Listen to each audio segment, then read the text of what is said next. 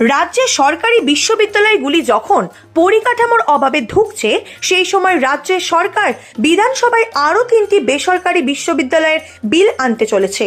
রাজ্য সরকারের এই সিদ্ধান্তের তীব্র বিরোধিতা করে আজ বাঁকুড়ার পথে নামল ছাত্র সংগঠন AIDSO। বাঁকুড়া শহরে প্রতিবাদ মিছিল করার পাশাপাশি সার্কুলার পুড়িয়ে বিক্ষোভ দেখান ওই ছাত্র সংগঠনের কর্মীরা।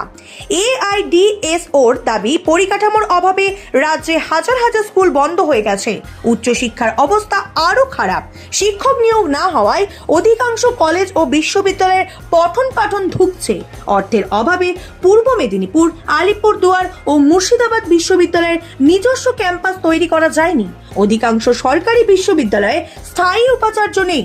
এই পরিস্থিতিতে রাজ্যের সরকার রাজ্যে আরও 3টি বেসরকারি বিশ্ববিদ্যালয়ে ছাড়পত্র দিতে বিধানসভায় বিল আনছে। বিক্ষোভ